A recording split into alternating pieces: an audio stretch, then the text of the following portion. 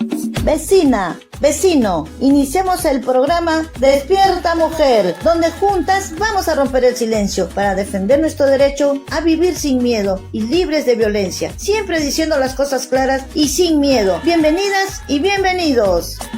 Bienvenidos y bienvenidas a Despierta Mujer, rompiendo silencios, por Radio Estéreo Vía 101.7 FM, Comunicación para la Vida. Yo soy Edith Valdivia. Y yo soy Naisha. Hoy vamos a abordar un tema que nos invita a reflexionar desde el corazón. ¿Cómo reaccionar si una persona cercana te comparte que es parte de la diversidad LGTBI? A veces no sabemos qué decir o cómo actuar, y hoy queremos ofrecerles herramientas para reaccionar desde el amor y la empatía. Hoy en el programa aprenderemos a conversar sobre por qué salir del closet es un acto de valentía. Los miedos más comunes en las personas LGTBIQ+, es el rechazo, abandono, incomprensión, así como también la importancia del lenguaje inclusivo y de no minimizarlo. Así es, Naisa, este es un tema muy importante para nuestra comunidad en general. Por ello vamos a tener entrevistados de lujo para resolver dudas en torno a este tema, sobre todo las herramientas para saber reaccionar de manera adecuada. Así que no se despeguen de sus radios ni de nuestras redes, porque hoy hablaremos sobre círculos de confianza, contención emocional a personas LGTBIQ+. Compañera, hablemos sin rodeos. Cuando alguien cercano, como un amigo o un familiar, te dice que es parte de la diversidad, ¿qué crees que es lo más importante en ese momento? Creo que lo primero es evitar reaccionar con sorpresa o incomodidad.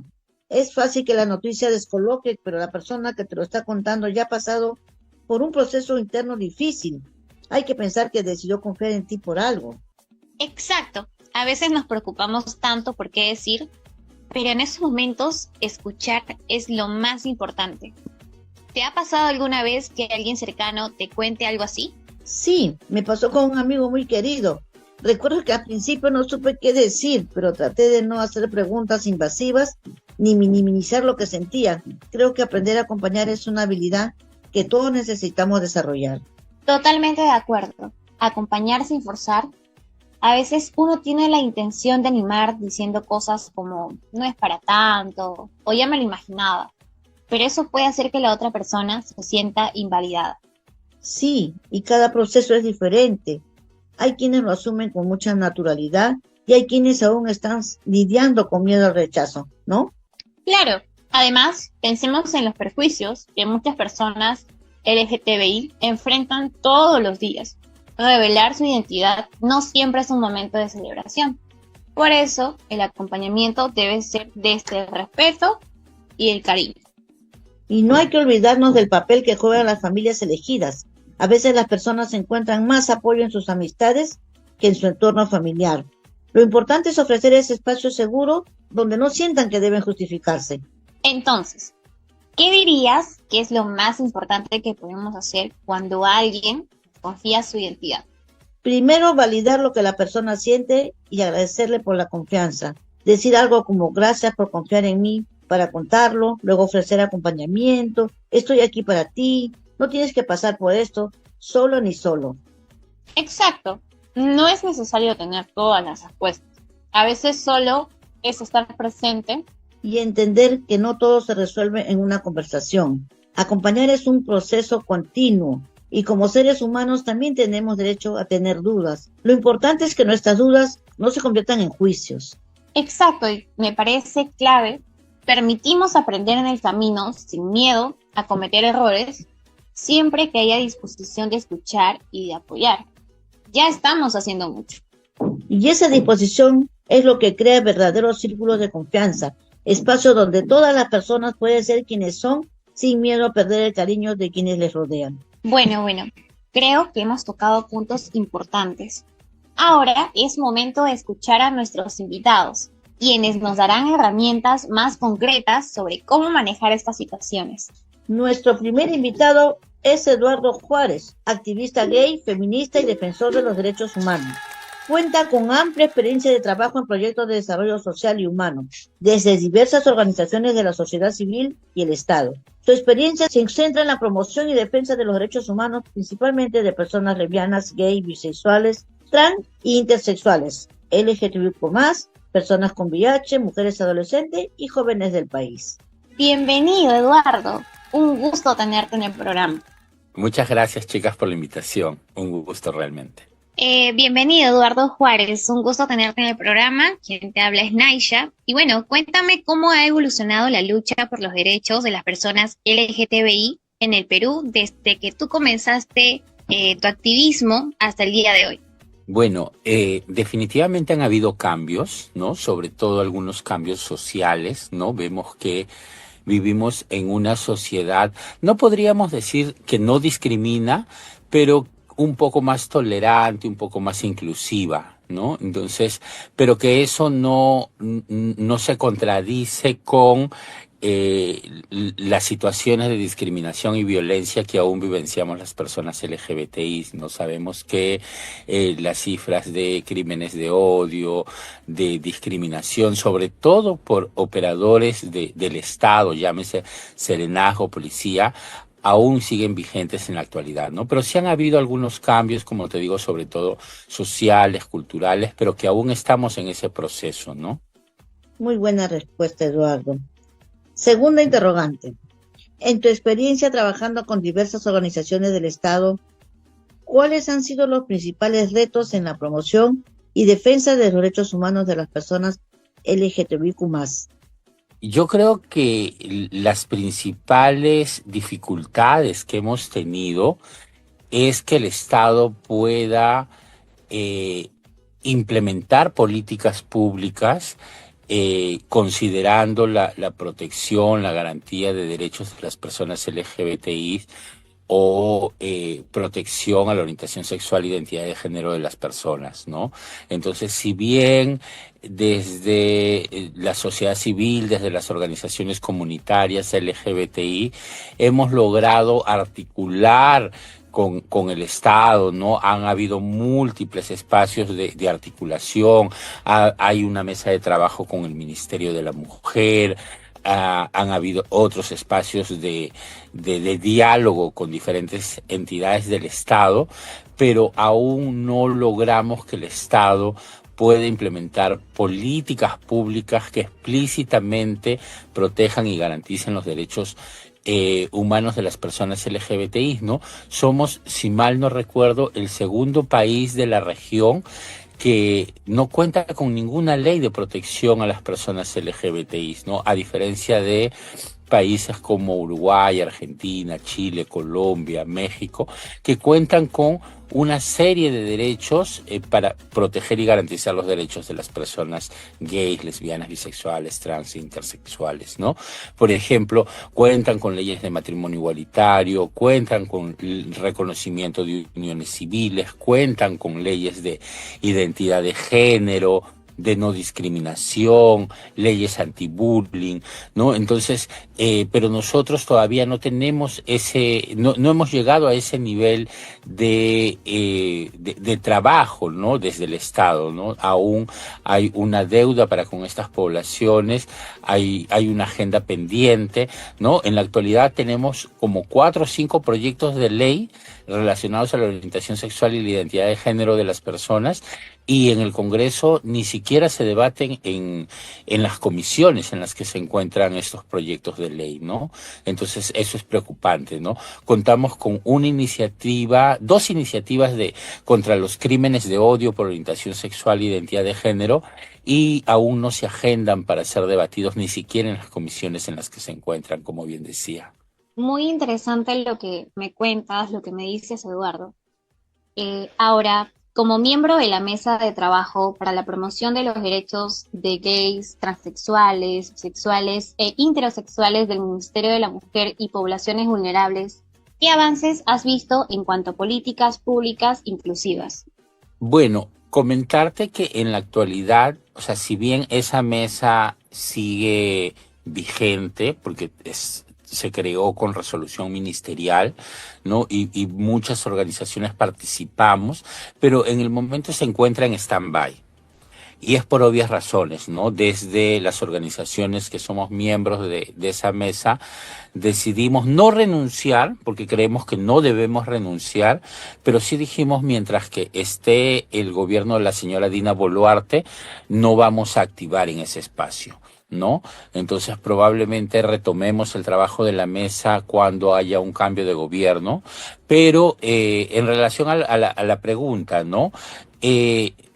Ha sido un espacio interesante para impulsar algunas acciones, pero como te digo, ¿no? Aún la limitante es que estos espacios son más enunciativos, ¿no? No son espacios que en la realidad eh, contribuyan a implementar políticas públicas, ¿no? Que debería ser así. Y por eso es que desde las organizaciones LGBTI hace muchos años venimos exigiéndole al Estado que defina quién es el ente rector en materia de derechos humanos de las personas LGBTI y que en la actualidad no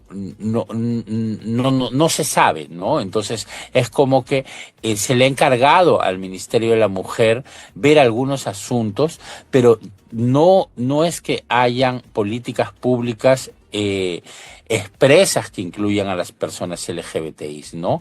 Algunos planes, como el plan de igualdad de género que nos incluye a las mujeres, por ejemplo, a las mujeres lesbianas y en su amplia diversidad, ¿no? Entonces, han habido iniciativas, no podemos desconocer eso, ¿no? Y no solo a nivel del Ministerio de la Mujer, de diferentes sectores, ¿no? Sabemos que el Ministerio de Justicia sacó la segunda encuesta LGBTI, por ejemplo, después de una iniciativa que tuvo el INEI, ¿no? Hace algunos años, en el 2017, si mal no recuerdo. Entonces, son pequeños avances pero que para nosotros aún son insuficientes, ¿no? Entonces, y han habido desde diferentes sectores ciertas iniciativas. Lo que tenemos que resaltar aquí también es que si bien han habido pequeños avances, también han habido grandes retrocesos, ¿no? Sabemos que en la actualidad, y es un secreto a voces, pues tenemos un Congreso no solo antidemocrático, sino también antiderechos, ¿no? O sea, hay una arremetida desde el Congreso de querer traerse abajo todas las pocas iniciativas en relación a la diversidad sexual, a la inclusión, ¿no? Entonces, sabemos, por ejemplo, que hay una ley, ¿no? Que sacó esta pastora, la señora Guayo, ¿no? Para traerse abajo la educación sexual, cuando sabemos, ¿no? Que la educación sexual era la única herramienta en el ámbito educativo que de alguna manera podría proteger a las personas LGBTI, ¿no? Entonces, y no en el sentido de ni siquiera porque promueva la orientación sexual o la identidad de género de las personas, sino que era de alguna forma una herramienta para protegernos de la discriminación, de la violencia, del bullying en el ámbito educativo, ¿no? Sabemos que las escuelas tienen que ser espacios seguros para los niños, niñas y adolescentes, pero que en la realidad no es así. Eduardo, en realidad vamos a paso de tortuga acá en el Perú. Cuarta interrogante. ¿Qué acciones se están tomando actualmente desde la red peruana TLGB para fortalecer los derechos de las personas LGBTQ+ en el país? Bueno, desde la red peruana TLGB, nosotros principalmente hacemos algunas acciones de incidencia, ¿no? De incidencia en materia de derechos humanos, ¿no? Por ejemplo, participamos de espacios de articulación con algunas otras organizaciones LGBTI, donde, por ejemplo, hacemos incidencia política con los congresistas, ¿no? Por ejemplo, para concientizarlos, sensibilizarlos, motivarlos a que aprueben o que promuevan iniciativas legislativas a favor de los derechos humanos, ¿no? Y así es, por ejemplo, como nacen algunos proyectos que están en el Congreso, ¿no? Proyectos de ley, ¿no? Que aún no son ley. Entonces, porque articulamos, trabajamos con algunos despachos congresales, ¿no? Por ejemplo, mencionar que la congresista Susel Paredes, ¿no? Por ejemplo, que es una no solo aliada, sino también activista, ¿no? Es la principal promotora de estas iniciativas legislativas, ¿no? Y ella, por ejemplo, ¿no? Se reúne con las organizaciones, coordinamos para ver de qué manera podemos impulsar estas iniciativas, ¿no? Entonces, pero también trabajamos a otro nivel, ¿no? Como tú mencionabas, pues, desde la Red Peruana ante el LGB también somos parte de estas mesas de trabajo, ¿no? O de espacios de diálogo, no solo con el Ministerio de la Mujer, con el Ministerio de Salud, sino también con otros sectores del Estado, ¿no? Con el Ministerio de Justicia, con el mismo Ministerio de Educación. Entonces, tratamos de tender esos puentes para que los tomadores de decisión de estas instancias puedan incluir a las personas LGBTI dentro de las políticas públicas que cada uno de estos sectores impulsa, ¿no? Que es un trabajo arduo, es un trabajo complejo, porque muchas veces no hay mucha apertura o si la hay, muchas veces hay muchas barreras burocráticas o muchas barreras en relación a nuestra propia normativa, ¿no? Que imposibilitan a veces que se puedan generar estos cambios. Pero el trabajo de la Red Peruana ante el LGB precisamente es ese, ¿no? Hacer incidencia política para poder lograr estos pequeños avances, ¿no? Qué interesante es lo que mencionas, Eduardo. Y bueno, tú que has trabajado en múltiples sectores del Estado, ¿cómo ha sido tu experiencia en mesas de trabajo con ministerios como el de Justicia y Derechos Humanos o el de Educación en términos de avances para la comunidad LGTBI? Sí, definitivamente, ¿no? El Ministerio de Justicia, si bien no implementó una mesa como, por ejemplo, la del Ministerio de la Mujer, pero sí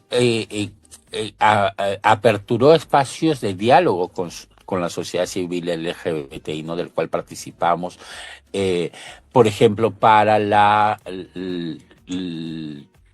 cuando se daba esto del Plan Nacional de Derechos Humanos, ¿no? Entonces fuimos convocados, o para otras iniciativas, ¿no? Donde el Estado, por ejemplo, tiene que por mandato incluir a las personas LGBTI, ¿no? Porque sabemos que existen una serie, por ejemplo, de sanciones al Estado peruano desde diferentes instancias supranacionales como OEA, Naciones Unidas, ¿no? Entonces, cuando hay estas sentencias, por ejemplo, el Estado peruano tiene que implementar una serie de acciones, ¿no? Lo que dice el mandato es implementar políticas públicas, pero sabemos que aquí todavía eso es un proceso, ¿no?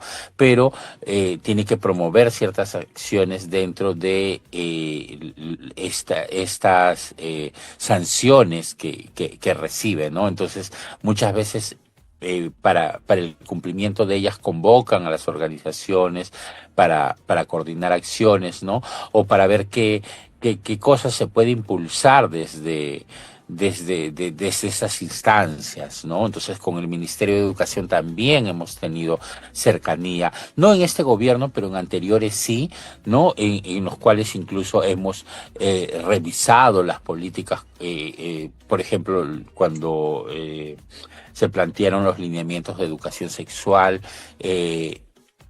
trabajamos o aportamos, ¿no? a esta, o cuando hubo todo este cuestionamiento al Currículum Nacional de Educación Básica, ¿no? Que decían que buscaba homosexualizar a la niñez, ¿no? Cuando sabíamos que lo único que incluía y que para nosotros era poco, era el promover espacios seguros para todos y todas, ¿no? Y que ese promover espacios seguros era de alguna forma prevenir la discriminación por orientación sexual en las escuelas, ¿no? Y que es algo que es más, debería estar implícito, ¿no? No, ni siquiera se debería mencionar, ¿no? Las escuelas tienen que ser espacios seguros para todos los niños, para todas las niñas, ¿no? Entonces, y que tiene que ser una labor del sector garantizar esto, ¿no? Entonces, pero hubo todo un debate desde sectores conservadores, ¿no? Que supuestamente se quería imponer un modelo de sexualidad, pero que eso solo ocurría en la imaginación de estas personas, ¿no? Porque la política decía algo totalmente contrario a ello, ¿no? Entonces, en ese momento, por ejemplo, también vimos acciones de incidencia política con esos sectores porque considerábamos que no, al ser un Estado laico, no podemos, o mejor dicho, los sectores, el Estado no puede dejarse influenciar por determinadas creencias, ¿no? Porque la política pública es para todos y todas, no es para un sector de creyentes. En todo caso, en su vida privada, en su vida particular, con su familia, que ellos promuevan ese tipo de pensamiento, pero no lo pueden imponer a toda la sociedad, ¿no? Entonces, ahí yo creo que también desde el Estado hay una deuda, ¿no? Histórica, porque hay como que una especie de pleitesía a las iglesias, y no solo a la católica, ¿no? Ahora a las evangélicas también, ¿no? De que ellos quieren normar desde sus creencias, y eso en un Estado laico no puede ocurrir. Wow, Eduardo, es muy importante e interesante lo que acabas de mencionar. ¿Qué papel juegan las políticas públicas en la prevención de la violencia contra personas LGTBI? ¿Y cómo crees que deberían mejorarse o implementarse? Como decía, ¿no? En un inicio, o sea, son necesarias las políticas públicas para prevenir la violencia, para proteger a las personas LGBTI. Pero como decíamos, ¿no? Nosotros todavía estamos en este proceso de que el Estado reconozca y implemente políticas públicas a favor de los derechos de las personas LGBTI. Sabemos que la orientación sexual y la identidad de género son categorías protegidas según la Corte Interamericana de Derechos Humanos, pero lamentablemente en nuestro país esto no se da, ¿no? El Estado aún le cuesta reconocer derechos a las personas LGBTI, ¿no? Pero no es porque sea imposible, ¿no? Sino es porque, como decíamos, ¿no? Hay lamentablemente sectores conservadores que imposibilitan esto, ¿no? Que son quienes promueven estas barreras para que podamos acceder en igualdad, con justicia social, a iguales derechos, ¿no? Entonces, pero esa debería ser la visión, ¿no? Y yo creo que la situación de violencia y discriminación que vivenciamos debería ser esa evidencia para reconocer o validar de que necesitamos políticas públicas de protección a las personas LGBTI, ¿no? Como decía, los datos, las cifras de discriminación, las cifras de casos de crímenes de odio, nos dicen precisamente que somos una de las poblaciones más vulnerables frente a la violencia de género, ¿no? Entonces yo creo que ahí tenemos que trabajar, ¿no? De ver de qué manera concientizamos al Estado de que es su rol, ¿no? De que el Estado es el ente garante de los derechos humanos para todos y todas. Excelente, Eduardo. ¿Cómo ves en el futuro el activismo LGTBI en el Perú y qué desafíos crees que la comunidad debe proyectar en los próximos años? Los activismos son diversos, ¿no? Yo ahí tengo varios puntos para plantear, ¿no? Yo creo que a partir de que el activismo o el con movimiento, entre comillas, porque a mí me cuesta llamar movimiento algo que no es movimiento. Entonces, tenemos un movimiento debilitado, ¿no? Tenemos un movimiento que poco articula. Entonces, ahí también un llamado a las mismas organizaciones a repensar el activismo, nuestros activismos, ¿no? De qué manera podemos articular de mejor manera, de qué manera podemos trabajar juntos y juntas, ¿no? Como por ejemplo pasa con el movimiento feminista, ¿no? Entonces que pueden haber diferentes corrientes, pueden haber diferentes agendas, pero cuando hay que cerrar filas, las cierran, ¿no? Frente a una problemática. Entonces, pero siento que a veces en el movimiento LGBTI como que cada quien está con sus agendas, ¿no? Yo voy a trabajar por el matrimonio igualitario porque es mi agenda y porque es lo único que yo quiero, ¿no? O voy a trabajar por la ley de identidad de género. O sea, si tenemos una mirada más amplia de los derechos humanos, no hay derecho más importante que el otro. Todos los derechos son iguales de importantes, ¿no? Pero sí hay que reconocer que existen situaciones más complejas, ¿no? Por ejemplo, si hablamos en materia de derechos LGBTI, ¿tú qué dices? ¿Qué es más prioritario? ¿Que se reconozca el matrimonio igualitario o que se reconozca la identidad y la identidad de género de una persona que le crea una serie de barreras para el ejercicio de su ciudadanía? Entonces, claro, si lo analizamos por ahí, o sea, no es que haya derechos más importantes, pero hay derechos sí más urgentes, ¿no? Entonces, pero estamos en ese proceso de aún de debatir, de tejer alianzas entre nosotros mismos para que no hayan estas supuestas tensiones, ¿no? Entonces yo creo que ahí nos falta trabajar, nos falta articular mejor, ¿no? Articular también con otros movimientos, ¿no? Porque hay que reconocer de que no solo que somos pocos, ¿no? Sino que nuestras agendas son agendas que han sido invisibilizadas históricamente, agendas que para muchos no son legítimas. Entonces tenemos que ver de qué manera otros movimientos, otros colectivos también se compran nuestro pleito, ¿no? Entonces, articular con otros movimientos, fortalecer el movimiento al interior, ¿no? Y que más gente se involucre, ¿no? O sea, yo creo que tenemos que promover nuevos liderazgos, tenemos que promover también la participación política de las personas LGBTI, ¿no?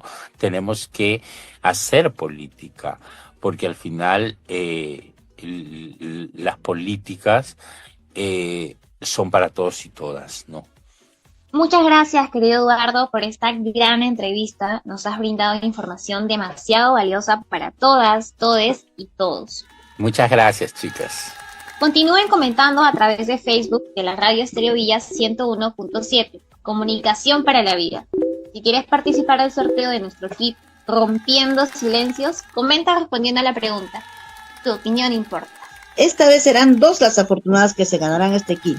Así que participen. Ya está con nosotras en cabina nuestra segunda entrevistada, Sabrina.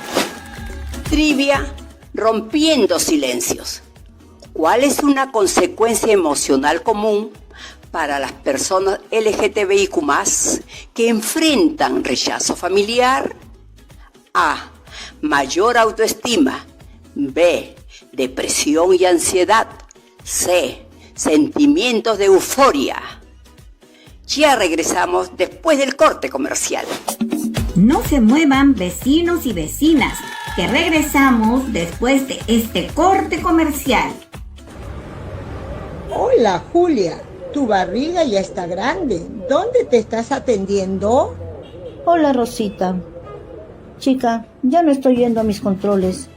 Me da vergüenza de ir al centro de salud. Cada vez que voy, no me tratan bien. Me dicen que debí cuidarme, que ya no tenga más hijos. Julia, si te contara, a mí en mi parto me dijeron cosas que me hicieron sentir mal. Atención, esto es violencia en los servicios de salud sexual y reproductiva que no debemos permitir. Recuerda que tienes derecho a una buena atención en los centros de salud. Rompamos el silencio. Este es un mensaje de tu programa Despierta Mujer. Vecino, vecina, recuerda que la víctima de violencia no es la culpable. No normalicemos la violencia contra las mujeres. Si eres víctima de violencia, recuerda que no estás sola. Busca ayuda, llama a la línea 100 o acércate a un centro de emergencia mujer más cercano. Si eres testigo de violencia, no calles, apoya a la víctima. Recuerda que prevenir la violencia es compromiso de todos y todas. Este es un mensaje del programa Despierta Mujer.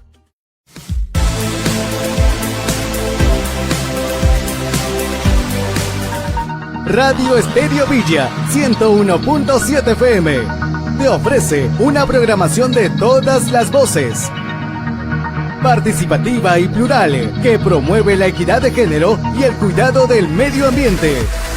La información objetiva, música, entretenimiento y más.